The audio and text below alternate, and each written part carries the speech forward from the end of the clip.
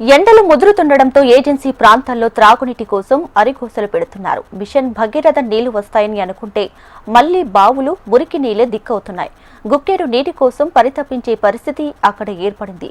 కిలోమీటర్ల పొడవున కాలినడకన వెళ్లే తప్ప బిందెడు నీరు దొరకని పరిస్థితి. అడుగంటిన భూగర్భ జలాలు, పనిచేయని బోర్డులు గుక్కేరు నీటి కోసం పరితపిస్తున్నారు.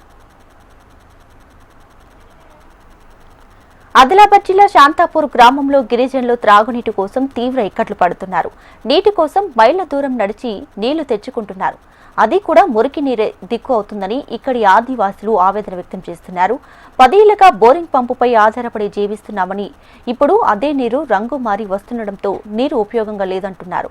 ఈ నీరు త్రాగడం వల్ల జ్వరాలు, కీళ్ల నొప్పులతో అనారోగ్యానికి గురవుతున్నామని, తమకు అధికారులు త్రాగునీరు అందించాలని కోరుతున్నారు. 3 కిలోమీటర్ల మేర నడిచి వాగులు, చెలిమెల్లో నీటిని తెచ్చుకుంటున్నామని, అధికారులు తమకు ప్రత్యామ్నాయ ఏర్పాట్లు చేయాలని గ్రామస్తులు విజ్ఞప్తి చేస్తున్నారు. మారు ఊరు పేరేమో శాంతపురం. మాకు బోరింగ్ పరుపులం ఉన్నది. నీళ్ళు మంచిగా వస్తలేదు. నీళ్ళు వస్తుంది కానీ ఖరాబ్ నీళ్ళు వస్తున్నది. డోర్ అంత బురద అదే నీళ్ళు తాగుతున్నాం. ఇక నీళ్ళు కూడా చూపెట్టినాం కానీ ఎవడే వస్తలేడు. అందుకొరకు అట్లనే బతుకుతున్నాం. ఇక అది బోర్వేల్ ఏదో ఒక్కటి చేస్తే మాకు మంచిగా ఉంటుందని కోరుకుంటాం సారు. రోడ్ కూడా సాప చేసినాం. అది కరెంట్ కూడా మాకు ఇక్కడ ఈ గూడెం నుంచి అది పోల్ అందలేదు. ఇక వైర్తోని ఇక్కడ కొద్దిగా గుంజినాం అటుగా వెలుగు కోరకి. కానీ గడుపు వస్తే అది భయమే ఉంటుంది సార్. పోల్ వస్తే మంచిగా ఉంటుంది.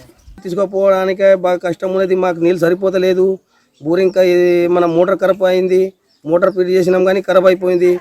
ప్రతి మన ఇంట్లోకి తీసుకుపోవాలంటే 3-4 బిందెలు వస్తుంది. పొద్దునుంచి నీళ్ళు తీసుకుపోవాలంటే మాకు 10-10:30 అవుతుంది.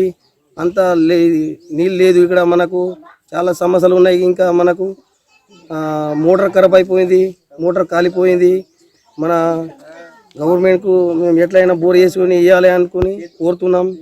బోర్ ఖరాబ్ అయింది. వాటర్ వస్తలేదు బాగా రోజుల నుంచి. వాళ్ళు పాపం నిన్న ట్రాక్టర్ నుంచి తీసుకొస్తే ఎవరికి నీళ్లు సరిపోలేదు. అసలు కొంతమంది తీసుకున్నారు, కొంతమందికి అసలుకే రాలేదు. ఇంకా అవసరమైతే పక్కన ఒర్రె ఉంది. ఒర్రె నుంచి స్నానాలు చేయడానికి తీసుకొస్తారు. ఇక్కడ మాత్రం బోర్లో కొంచెం ఒక 4-5 బిందెలు వస్తుంది. అవి తాగడానికే వాడుకుంటున్నారు.